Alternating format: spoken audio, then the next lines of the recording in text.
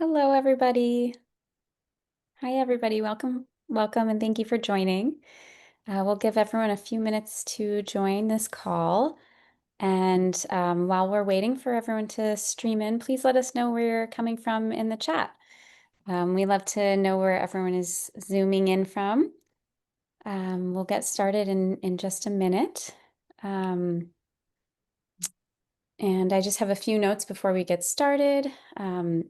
My name is Allison. I'm Tricycle's audience engagement editor. And of course, we're here today with meditation teacher Beth Upton, who's generously offered her time to answer your questions that have come up for you during her email series. Before we jump in, I'll note that we'll be on for an hour.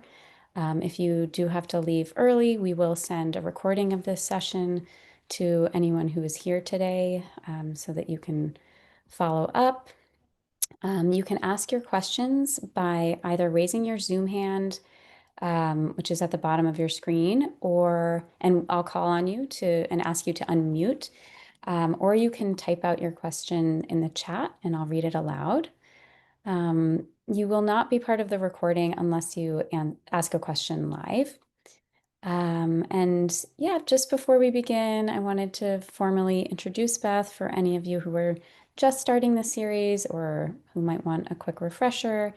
Beth Upton is a former monastic who's been teaching meditation since 2014. She currently leads a meditation community in southern Spain, and she teaches all over the world. And you can learn more about Beth and her work at bethupton.com. So again, welcome everybody. Thank you so much for joining and welcome, Beth. So nice to be here with you today. Yeah, thank you, Alison. Yeah, it's good to be here too, and a few familiar faces and lots of new faces. Nice to meet you all. Well, we will jump right into questions unless you have anything you want to kick us off with, Beth. I can. When I do Q&A, which is quite a lot, when I do Q&A, especially on my retreats, um, I like to say that the Q&A is as good as your questions. So try and think of questions that you're genuinely interested in the answer. Because if you ask boring questions, then it will be a boring time and it's not my fault. Okay. So that's the responsibilities on you to think of what do I really want to know the answer to, and then ask me that one. Great. I think we should start all of our Q&As with those instructions. Thank you so much, Beth. Well, I will jump into calling on some hands and I'll keep my eye on the chat. But let's go with Mike Webb. Please go ahead and unmute. Hi, Beth. I noticed in your talks you didn't say very much or anything at all about pity. My experience is that I get a lot of pity, but I never get a nimitta. And then my question is whether the pity is actually acting as a hindrance to the further progress towards the nimitta. Yeah, thank you for the question. So the brief answer is no, it's not a hindrance unless you keep on paying attention to it. So there's been some teachings recently, like over the last 6, 7 years, which have really lent into the experience of piti as being very, very important. Culturally, in like the broader meditation world, I can see why that is, because we had quite a long while there where the most popular meditation methods that were trending in the West were very heavy on the discipline and pretty dry and joyless. So we've got a generation of meditators who came through it. It's quite often I speak to meditators who have been practicing like 10, 20 years, never enjoyed it once. So meditation shouldn't be like that, right? So we've had this wave of teachings come in, which have taught us how to cultivate wholesome joy. And that's good and welcome. We want to be enjoying the practice, no? Like as a basic, we want to be enjoying the practice. It's good and welcome. And these little tips and tricks that have been trending to create more joy in the practice, I'm all for it. But it's not jhana. And because joy is a relatively coarse state, there's a hard limit on how deep you can go if your aim is the creation of joy. And if your meditation object is joyful, pleasant feeling. So if joy is there, let it be there, great. When there's joy in the practice, it makes the body comfortable for longer, right? We're less restless, we're less inclined to aversion. But don't let it be your meditation object. I'm Thank you. presuming that the breath is your meditation object, right? Yes. So you just let the joy be there, like great, wonderful, and put yourself in a refined relationship with your breath and stay there. And then you'll move towards more subtle states and your practice will deepen. Thank you. Yeah. Thank you. Stephanie Golden, please go ahead.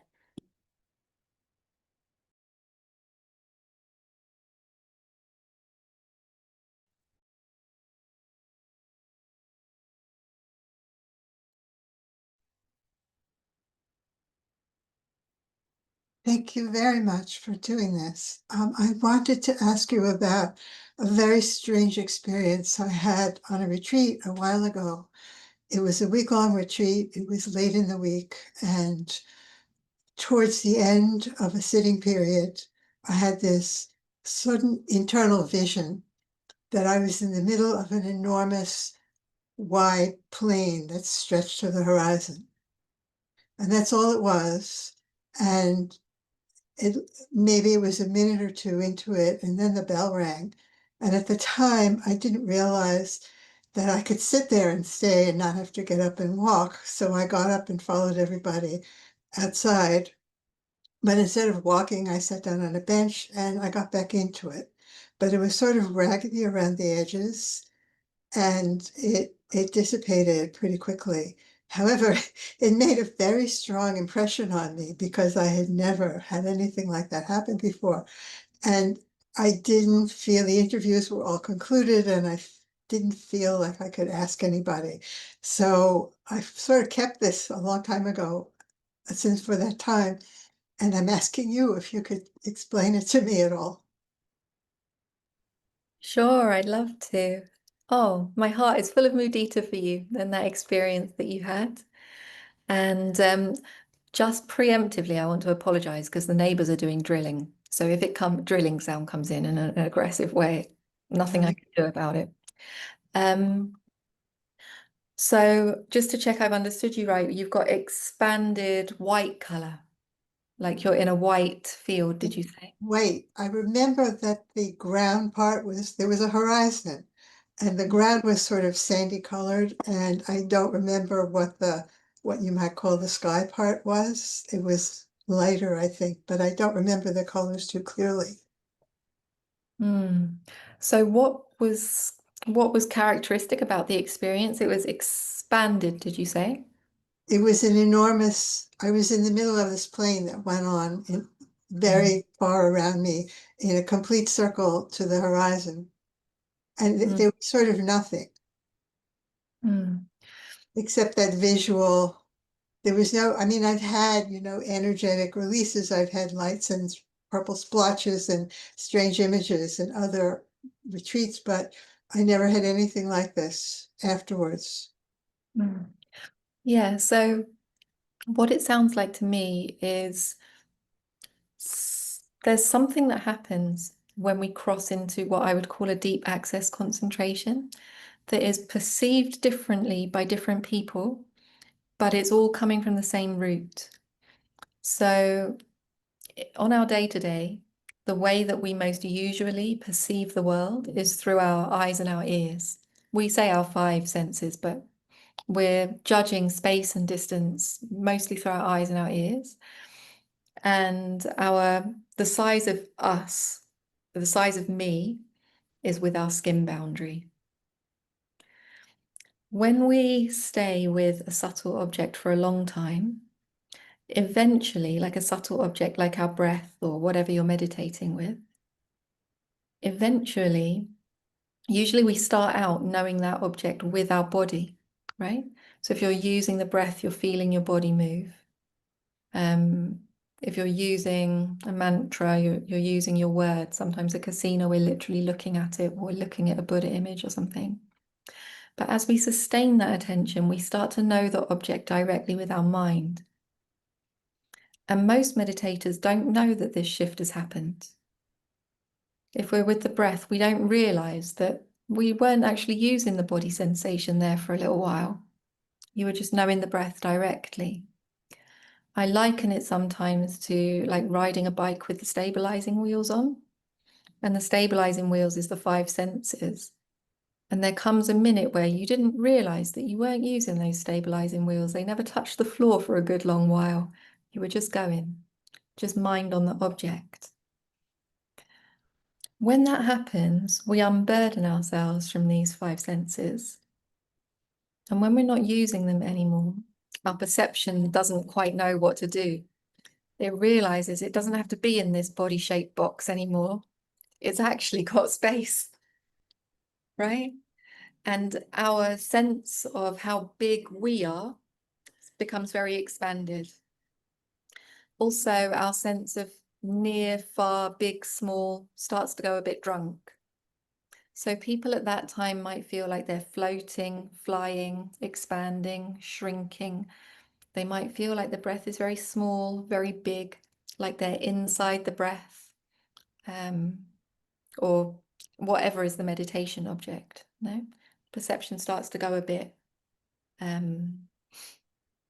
like a drunk person. And because we have stepped into a deeper state of renunciation, we've given up these five senses. It's also accompanied by joy and delight and release and lightness. So it will feel good. It will feel really good. So this is a step in the right direction for you. It means that your meditation, your relationship with your meditation object has become refined enough that you are knowing it just with your mind. You weren't using your body, and it was sustained enough that you could get this release. Mm. The next step for you is in stabilizing that experience. What happens at first for meditators is this cluster of experiences shows up different every time. Sometimes it's expanded in this way, sometimes it's expanded in that way, sometimes it's very big, sometimes it's yellow, sometimes it's white, sometimes there's a sunrise, sometimes, right? Lots of different ways. And a mistake that meditators can make is to play favorites with those experiences. And that's a bit of a trap. But what happens is as we repeat this again and again, the experience starts to stabilize. Our perception starts to get used to what it's like to be in these freer states. Mm. And we get a sameness to the experience. And it's from that stability that we can start to deepen into the jhana. Mm. The jhana really is characterized by that, just doing the same thing for a long time, right? So the way that we build that sameness, that stability, is by not being interested in the diversity that happens, Mm. right? And that goes also for the very disruptive, that was a calm experience, but I've also had very disruptive experiences of images passing across my inner eye or whatever you call it, and flashes of light and like turbulence. So Yeah. that has to be also ignored. Also, with the exception that sometimes you might have a sense that some of these more turbulent experiences are associated with an underlying emotion that might need some attention. Mm. So if you're having a lot of angry imagery, for example, it might not work to just ignore it. You might need to actually pay some attention to like, okay, I'm angry, right? But if we're talking about the random perceptions that arise when the mind's in a basically wholesome state, yeah, you can ignore those. Cultivate stability. Thank you so much. And it gets better and better. It gets better and better, Stephanie. Don't stop here. I won't. Thank you, Stephanie. Cynthia, please go ahead. Good morning. And also thank you very much for this. I just finished watching all the videos that preceding this. I am a Christian, but I also have spent many, many years practicing transcendental meditation. And I recently finally admitted to myself that I wasn't receiving any satisfaction from it at all. No joy, no depth. And I stopped doing it.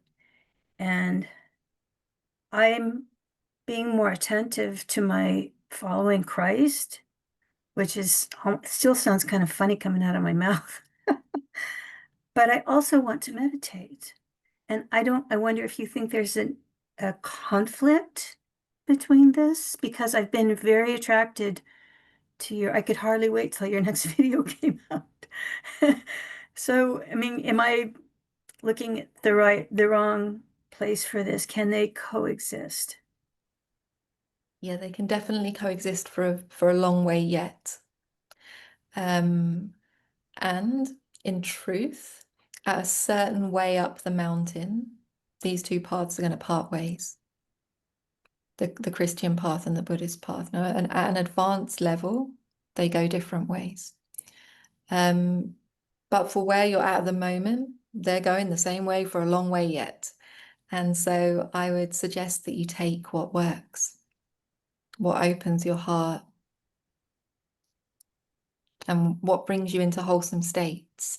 What is it about the TM mantra that isn't working for you? You find it boring, dry, been doing it too long? What's happening? All of those things? All of those things. Plus, I experienced for many, many, many years, I would meditate and I'd get out of meditation and I'd be really irritable. And I just kept doing it. I'd go back to the teachers and get checked. And, of course, they just encouraged me to continue. And to some degree, that's changed, but it's like, like you said, it's dry. It's not very satisfying. I don't get a lot of joy out of it. Are you irritable in general, or just irritable when you did that meditation technique? You try and be honest with me. Not generally, no. All right. So, yeah, when we're picking a meditation object, we want to pick something, first of all, that is neither too coarse nor too subtle. What that means is if you meditate on rock music, it's not going to calm you down, is it? It's too coarse. If we meditate on something which is exquisitely, exquisitely subtle, we can't do it comfortably. We have to strain in order to know that very subtle thing. So we want to work with a meditation object that sits a little bit more peaceful than our current state of mind, such that when we build a relationship with this meditation object, we calm down, comfortably so.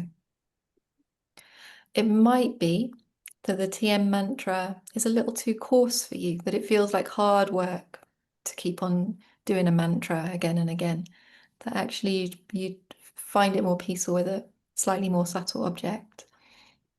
We also want to choose a meditation object that we basically like. We're going to be with something for a stretch of time, something that we already bring some basic like love and joy to the mind.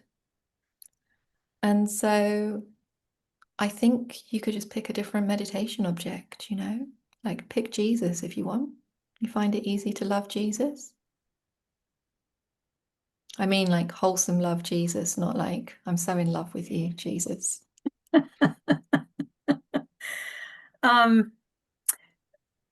Yes, and I also feel like there's a deficiency there, because I grew up in being taught to love Jesus, and in some ways I've sort of half jokingly referred to Jesus as my spiritual portal. Right. When I would think of Jesus, I would feel I would feel like, ugh.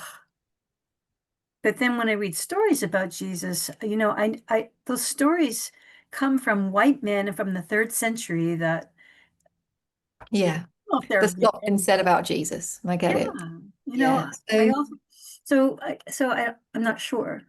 If Jesus is a bit loaded, then it's also not the right meditation object for you. We want to choose something simple that when you're in relationship with that thing, you calm down. So you could try your breath. You could try a different mantra. Pick some words that calm you down. Words of love or gratitude. Words that calm you down and mean something to you. Or you could pick an object that isn't Jesus, but is an easy being to love, like the kittens, the puppies. On my retreat, sometimes I say baby owls. You try not to love the baby owls. They're gorgeous little things. And when you sit down to meditate, whatever you've chosen as your meditation object, the skill that you need to relearn is taking responsibility, 100% responsibility for the relationship that you build with that object. Okay, so let's say we choose the breath because the breath is a very neutral object. It's on you. The breath isn't going to do anything special for you. It's going to keep on going in and out. It's going to keep on being a breath. The skill of a good meditator is to understand that my progress in meditation depends on me taking 100% responsibility for my quality of relationship with this breath. I'm going to get out what I put in. So what do I need to do that I can appreciate every breath, that I can love every breath, that I can stay interested in every breath, that I can be respectful of every breath? And that's the training, right? We're training our quality of attention to be in good relationship with what we're with. And as we train our quality of attention, what we learn is that almost all of our quality of life depends on our quality of attention. We like to think that our quality of life depends on our objects of attention, right? Like what we're surrounded by and did we get the things that we want? But actually, almost all of our quality of life depends on our quality of attention, not on what we're paying attention to. So choose your object and then start training yourself. This is my playground and my training ground for beautiful relationship, beautiful quality of attention with this thing. And we start off with very weak muscles there. No, we want to complain, get bored. Why is it not like this? Oh, my mind. But that doesn't feel good, does it? To be in that kind of a relationship, wanting it to do something for us or using it as a means to an end. I focused on this now for half an hour. Where's my result? Oh, I didn't get one. This is a horrible relationship to be in with reality. So what do we need to change day by day?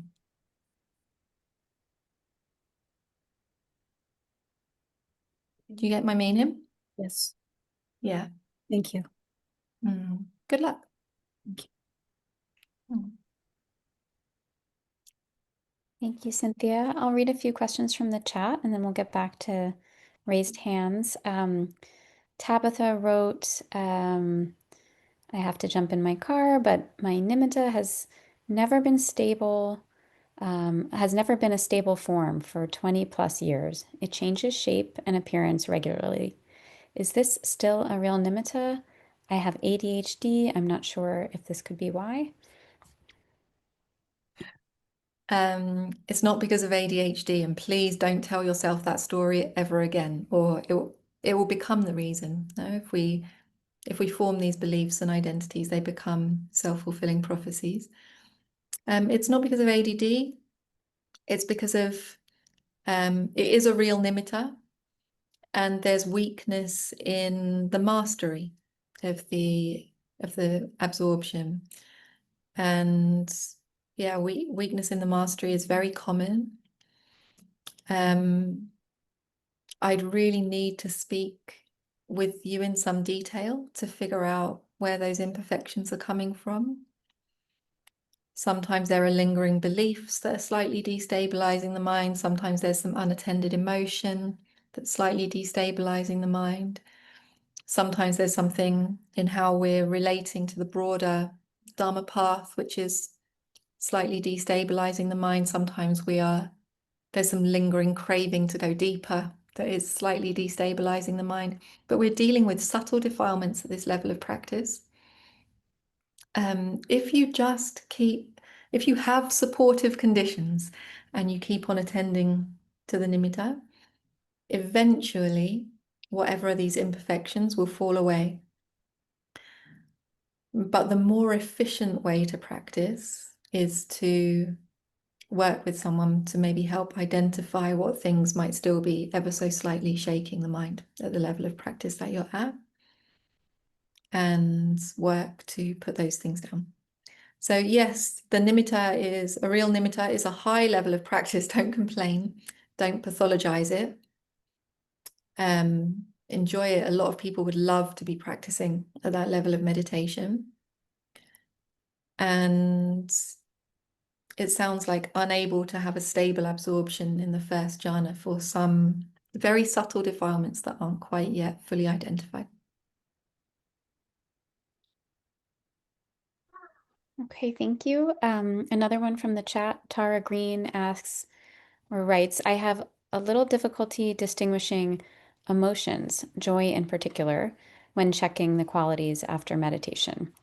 I'm not feeling joy as I have understood it in the past, a giddy excitement, but instead feel more happiness, contentedness, and what I would describe as compassion or open-heartedness. Am I misinterpreting joy? At this stage, if your practice feels good, there's joy. And as your practice deepens, that joy is going to get more and more subtle, more and more refined.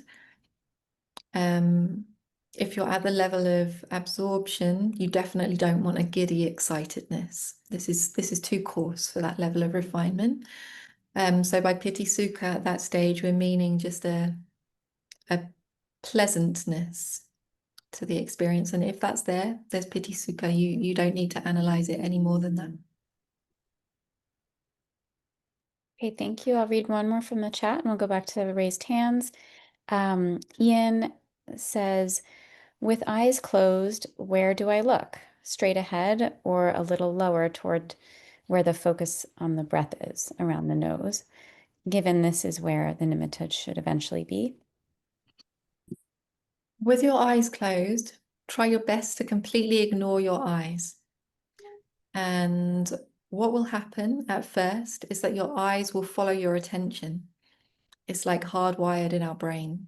So if your attention is on your breath for a long while without you trying or paying attention, your eyes will be pointing to your breath. This is just, it's like body instinct. But if you continue to ignore your eyes, then after a while your brain learns, oh, I'm not using my eyes to know this object. Even a light nimitta, you're not using your eyes to know it. You can move your eyes side to side and you're still knowing the nimitta stable in the middle. You're not using your eyes. And gradually, your system starts to learn that, such that your eyes can be completely relaxed and ignored, and your mind is what is knowing the object. So don't give any thought to where your eyes are looking. Some meditators experience tension in their eyes as they meditate for a long time. That's not in almost all cases, that's not really because of where your eyes are directed. It's because there's an underlying attitude of too much effort, such that a lot of things are strained, including your eyes. So at that time, what you need to do is invoke a more general attitude of humility and relaxation, patience, and then your eyes should relax along with the rest of you.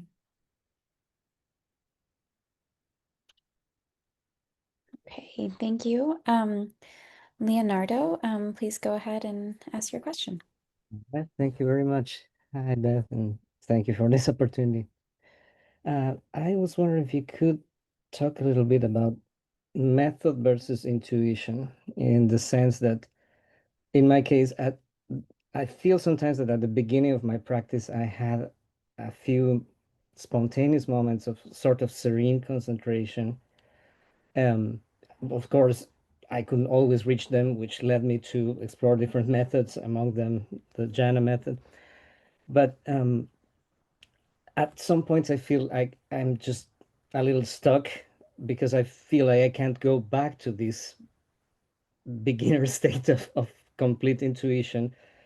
But at the same time, sometimes I miss that more relaxed, more, yeah, in a sense, intuitive, serene state that can lead to the rest of the path through Jhana. So I don't know if you have any advice about that. Yeah, it's a good question. So in general, in the long run of our meditation practice, we don't want to give any importance to things that we can do for a moment. Is completely irrelevant. Something that you can do for a moment or a minute, you delete this. It doesn't matter what you can do for a moment or a minute. It matters what we can do for a long time in a sustained way. I say that so that you're not in the wrong relationship with these things that you remember from your practice. Can you hear this drilling? Yeah, all right. I can. Makes it difficult for me to concentrate. So the first thing is not to be in wrong relationship with these nice experiences that you remember from beginner's mind.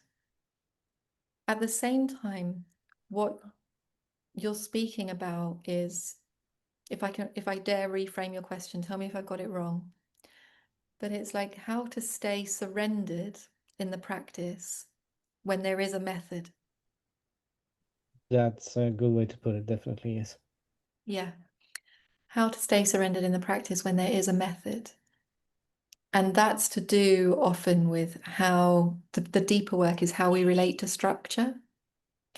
And many of us, when we're given a structure, our childhood school conditioning kicks in.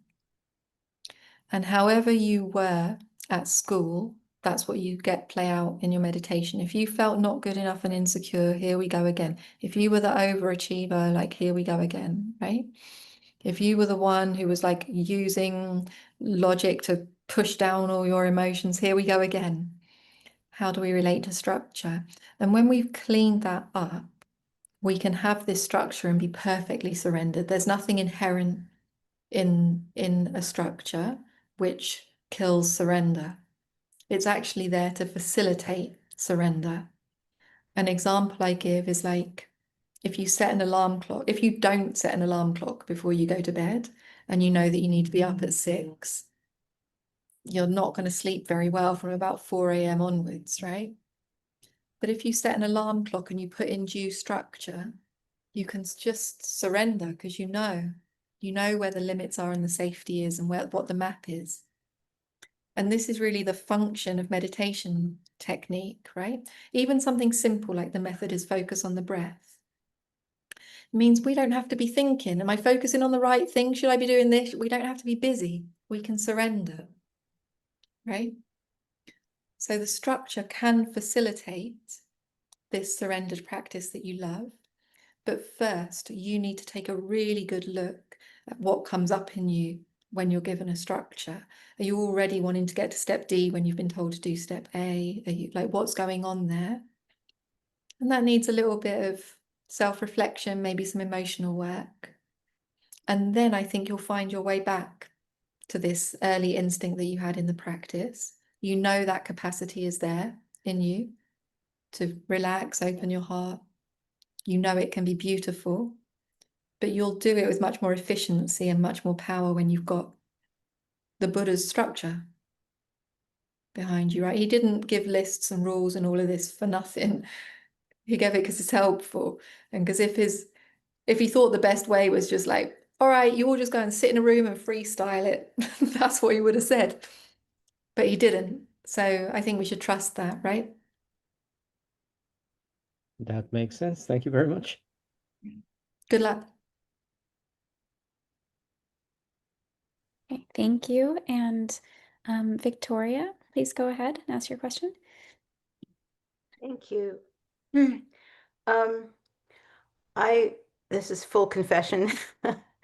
I have been on this path for a number of years now, and apropos of the jhanas specifically, so I was very grateful, first of all, for your teachings, and I've also worked with Shayla Catherine And also on the other, maybe the other side, I know there's a lot of controversy with the jhanas in the West, with Lee Brasington, um, and and I have. I'm wondering, you spoke earlier about the school school child's approach, and that may be the answer. I have just been relentlessly frustrated, and I feel confused. And even though I'm very diligent in trying to follow all the steps and understand what I'm doing and settle, um, I think I still find that I don't know. I feel like it's way out there, inaccessible, and no matter how noble my intentions might be, or um, how much I try, it's just it's elusive. So I wondered. Well, I had two questions for you. One, I just went on my first in-person retreat recently, and felt an enormous collective energy. It wasn't a jhana retreat, it was just a regular insight silent retreat. But I was able to at least sit successfully and walk and do the meditation practices, because somehow the community, the sangha, held the space and the energy. So I'm wondering to what degree, because everything I've done so far regarding the jhanas has been virtual, just like this course with you. And I'm wondering if you could speak a little bit to the difference maybe between, I mean, if maybe that's where I'm struggling. Or the other question, sorry, I don't mean to have to, I know there are a lot of people waiting. My other question is, because I come out of the Christian tradition, and there's the apophatic, which is called negative theology, versus cataphatic, that in other words, the mystical, it's essentially the equivalent to the emptiness in Buddhism, where that's where I feel safest, actually, where the labels go away, and the names and the words and the terms and the terminology and the sort of sequence of. And I'm wondering if that also is a stumbling block for me, with the jhanas, that I'm kind of like, I could recite them all in order. I know what they are. But I can't practice them, or achieve them at those states. So I'm wondering to what degree language is getting in my way, because I know even in my Christian practice, it's when one gets to that space of the wordless, where it's just experience, pure experience, and that's when the mystical experiences happen. That you don't get tied up with dogma or doctrine or vocabulary or so anyway, those are the two things I'd love to hear your comments on. Thank you. Yeah, so the bright side of your practice is all of that enthusiasm and energy. I love the Dharma more than, I mean, yeah, it's been such a wonderful gift. Yeah, this. So all of this enthusiasm, love for the Dharma, the urgency that you carry, this is really the bright shine inside of your practice. And this is like the engine in your car that's going to power you forwards, right? Mm. So that's what you need to lean into more and more and more. When we are heavy on enthusiasm and urgency, its shadow side is that we lean into craving, meaning like I want more and more, and at its worst, panic. Like, oh my God, life's so short, and I'm not there yet. And what am I gonna, right? This is the shadow side of this inclination. And it needs to be balanced with contentment. Mm. If we're out of balance in the other way, and we've got too much contentment, we don't see this very often in the West, but you see it a lot in Burma, right? They're like, I already come to the monastery. What more do you want? Right? Like they got so much contentment.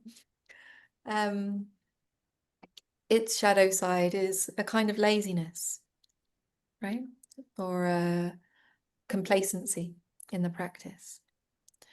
So these two, our urgency, enthusiasm, and our contentment, patience, they need to be balanced. And at the moment, you're not quite in balance. You're quite a long way off balance. So it's going to feel wildly counterintuitive for you You're going to need to trust me on it or trust the Buddha or whatever. But what's going to give you much faster progress is if you can slow down and be really, really content and in love with practicing exactly where you are. Whatever is your Monday morning meditation, wandering thoughts and all, you channel that love for the Dharma. God, how lucky I am to be sitting here doing this. I could do just this forever, and wouldn't it be such a beautiful use of this lifetime? If only this is all I ever had to do. Just me and this breath, just gradually, step by step, cleaning things up, going in the right direction, cultivating wholesome states. That's the energy that's going to deepen your practice. Okay? The other things that you mentioned. So there isn't anything like universally inherent in the presence of a group that is always good for people's meditation. Some people love meditating in a group because they find it inspiring and it holds them accountable and things like that. Other people, me included, hate it. I had a choice. I'd never meditate in a meditation hall ever again, like never again. I want to be alone, as far away from the people as I can possibly be. And then I can relax, right? So different strokes for different folks, but you have discovered that this is a helpful condition for you. So put yourself in it as often as you can, right? Put yourself in it as often as you can. And the other thing that you mentioned, you didn't say it quite this way. You said like words are getting in the way. But you might have hit a stage in your practice where maybe you've done enough study for a little while, right? And the Buddha said, if you want big happiness, give up the small happiness. And what I hear is that you're getting quite a lot of a relatively small happiness from this acquiring Dharma knowledge and philosophical thinking. It gives you something, it's got a little buzz to it, a little drug to it. And it's not bad, it's Dharma.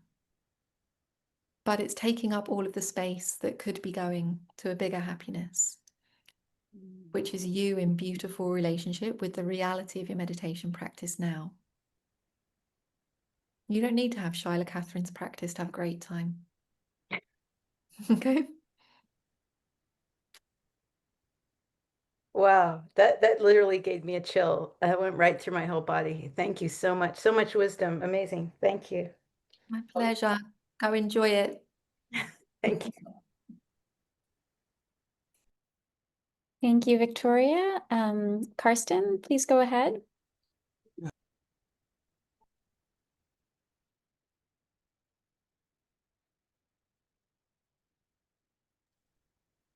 I think you're muted, Carsten. Student says unmute. What about now? Can you hear me now? Great. Okay, first, thank you for those videos. I've never done jhana meditation, and it was quite fascinating to me.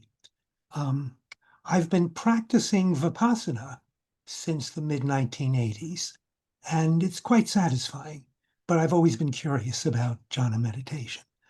I actually have two questions about it.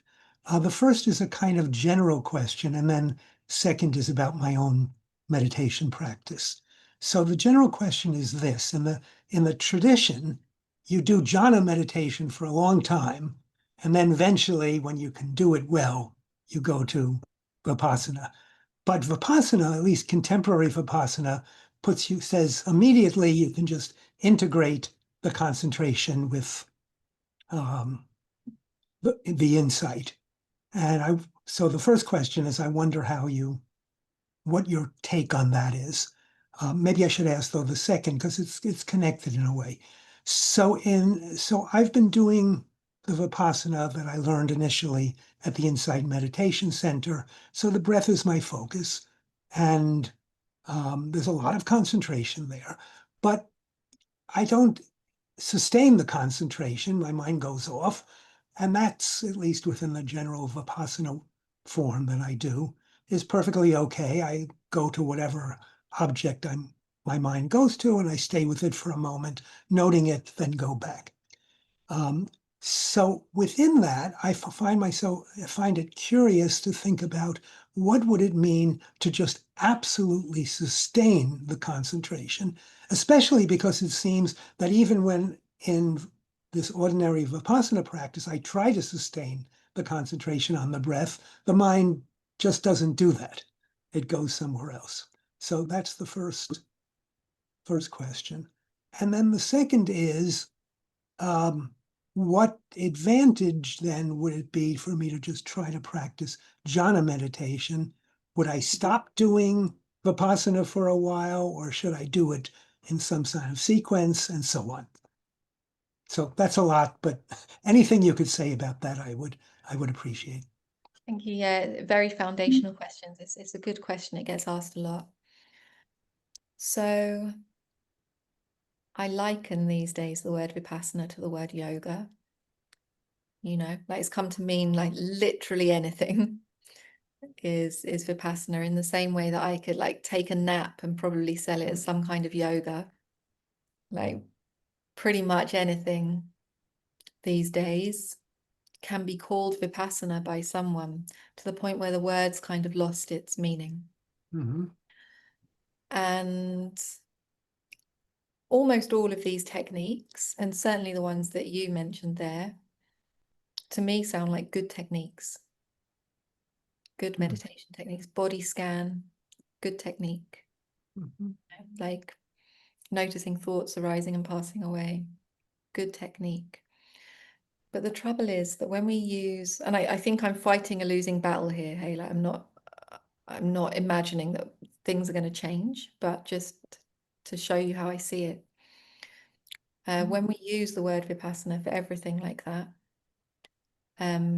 it really endangers the original meaning of the word. And because people think they're already doing it. So why go and try to do the difficult one? Most people never, it doesn't even cross their mind to seek something else. So back to your first question about why put all of this work into developing jhana when you can already do Vipassana. This is really the answer, no, because it's not what was initially meant by Vipassana. Mm-hmm. It's just the way that the word is being used nowadays. The direction of progress in meditation is from more coarse states to more subtle states. And the starting point of what it was originally meant by Vipassana is so exquisitely subtle. Mm-hmm. That you need samadhi in order to do it. You can't be with these very subtle objects if there's still wandering thought in the mind. An example I sometimes give is like, now, just with your current awareness, without using your hands, can you bring attention to the sensation in the root of one hair on your head? No. You might be vaguely aware of the sensations of your hair in general on your head, but the root of one hair, no. With jhana concentration, or the starting point of Vipassana, like liberating Vipassana, is a good few hundred times more refined than that in terms of what we're directly observing. Talking about individual moments of consciousness arising and passing away. Compared to this, noticing a thought arise and pass away is like throwing a brick through the window. It's much more subtle. The practice goes much more subtle than most of the Western Sangha have ever been told about. And this is why we develop jhana concentration first, to give our attention the quality and the refinement it needs to do those advanced liberating practices. And I don't know what to do about this. I feel like maybe we need to concede the word Vipassana to the more basic end practices that have trended and come up with a new vocabulary for the advanced practices, such that we can have a vocabulary for it and let people know that these things exist, right? Because I meet so many meditators who love the Dhamma and believe in liberation as a possibility, nobody's ever told them that these practices are possible. And to me, this is a tragedy, you know?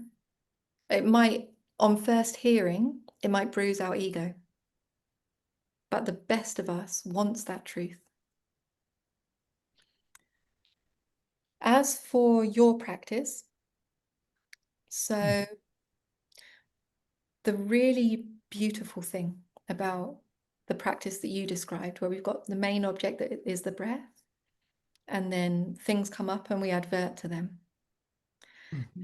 is that it avoids, or it trains us out of this very common mistake that people make in early concentration practice, where they hate everything apart from their breath. It's like, I will be with the breath and I hate this, I don't want this, I hate these wandering thoughts and I don't like this sound, and they try and force their way into a concentrated state, right? And this doesn't work. It makes them miserable, uptight meditators, and a lot of people have made that mistake. And instead, what we learn is, okay, I can be in good relationship with my breath, and I can be in good relationship with these things. And this is skillful. This is the bright, skillful side of this technique. But what I often find, and this might be the case for you, is that learning's already happened and you're still doing it. So your practice is ready for a deeper renunciation and a deeper move into subtlety, but just on habit energy, you're used to adverting to everything. There are some big renunciations that happen along the way of our practice deepening. We've got the renunciation of thought, renunciation of the five senses. And I imagine in your practice, you've got an intuitive sense of what I mean by that, at least for stretches, right? The big renunciation that doesn't get spoken about in these more modern Vipassana techniques that is spoken about by the Buddha, is the renunciation of diversity of perception. And this is the renunciation that leads us out of access concentration and middle level practice into the territories of advanced practice. Diversity of perception means we want to see new things. We like the difference for its own sake. And it's all tied up with me and my learning, me and my insights, me and my progress, all of these new experiences that I had. What can I say about this 10-day retreat that I had? I noticed this pattern, I resolved this issue. Right? We like the diversity for its own sake. Our identity gets in there. And the move into a jhana practice is a renunciation of that. It's not a forcing, it's a renunciation. I no longer need to look at every thought that comes. I just don't need to do it. I don't need that difference. I've seen it enough already. Let me put it down. Let me rest here. All of jhana practice and all of liberating high-end vipassana practice is attention with an exquisitely subtle object for a long time. So can I ask a question about that in terms of the practice? So let's say I say, okay, I'm going to try just strictly jhana practice. And so I'm with the breath, and then a thought comes up or a feeling comes up. And what I do now, I stay with the thought or I stay with the feeling, just observe it, note what it is, go back. It sounds like here what I would do is try not to stay with it, just move back quickly. Yeah. Minimal attention. But not to fight against it. That is, it's going to come up. Yeah, no aversion towards it. No aversion. Minimal But just go back without even noting it. I mean, not even paying much attention. And that would be the subtle difference between doing the jhana and the vipassana. Is that what you're saying? Yes, and all of your work, like I said to a previous questioner, is maintaining beautiful relationship with the breath. In the same way that if you're with a best friend and you're in beautiful relationship with them, you don't need to advert and note every time that a bus goes past. You just ignore it. You didn't hate it, you just ignore it. You're doing something better. Right. And last question, it just seems almost impossible to think that I will just absolutely sustain attention on the breath, given how much experience I've had with the mind going off. No, not impossible. It's habit. So for your the experience of the practice, you've accumulated a lot of skill. And you already must know through your practice this slow and patient work of changing habit. It's the same. And on the day-to-day, you don't see any massive, if you're practicing well on the day-to-day, you don't see any massive drama. But when you look back over the past few months, you notice, oh wow, yeah, real I get it. meaningful progress there. Thank you. Good luck. Okay, we're almost out of time. So we'll quickly go to David, and then we'll see how much time we have left. David McCoy, please go ahead. Oh, thank you. Hi, Beth. I thank you, Tricycle. Thank you, Beth, for this talk or these lessons. The the subtlety and the nuance, the way that you refined your presentation showed me really just the beauty of what the jhanas could be. So thank you for that. My question, and it's with nimitta, can you say, you're focused on the breath. I use the breath, and again, I can understand it getting more and more subtle, but then you say you're no longer using the body, but it's all in the mind, and I can't, how can I know the breath with just the mind? Is that something you can explain, or is that something that I just have to experience? I mean, you're not going to get there for echo. You know why? That's better. I was echoing off of you, David. So you're not going to gain that understanding through thinking about it. Please stop thinking about it. Delete, forget I ever said it. And when it happens, you probably won't know it's happened until it's happened for a long time and it's been sustained. And then you realize, oh, right, there we go. What I can say is this is just a natural capacity of the mind to directly know things. We underuse it. It's a natural capacity of the mind that kicks in. And for you don't need to do any special trick. You don't need to be clever. You need to love your object, engage that big, beautiful, soft heart of yours with your object.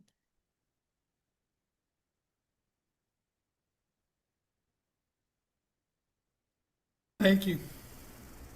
Try to fit in one more question. Judy, please go ahead. Hello, and thank you. I have a kind of very specific question. The issue for me is that I have lymphoma, a form of cancer, and it puts pressure on the glands and on the right side, and it's putting huge pressure on the upper right palate of my mouth. And so when I'm there's a word try, when I'm meditating, I what I find is that the pain and the pressure is so great that it's distracting.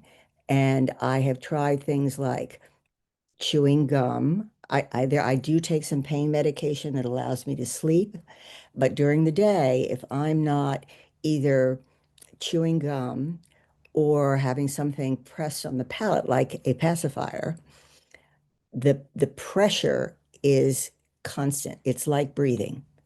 It's like breathing. Is there some way that I can accommodate that? Yeah, I'm really sorry to hear that. It sounds hard. Mhm.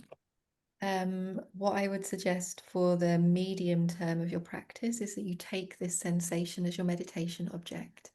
And this is a very, very deep training, very deep training. And your job, again, is to put yourself in good relationship to this sensation, get to know it intimately, and day by day work on loving it intimately, accepting it. This is your body, doing what it needs to do, inflaming because it needs to inflame. This is the flow of the 4 elements in your body. Practice opening your heart to it. That's a huge job in itself now. And if that's all you do, it's enough. Well, just hearing you say that, actually, I can feel that brings me to tears. That's a Yeah. good thing. Yeah. Thank you. Do this for the medium term of your practice. If ever you feel like you've done that to the point where it's a done job, then let me know. Okay. Okay. Thank you.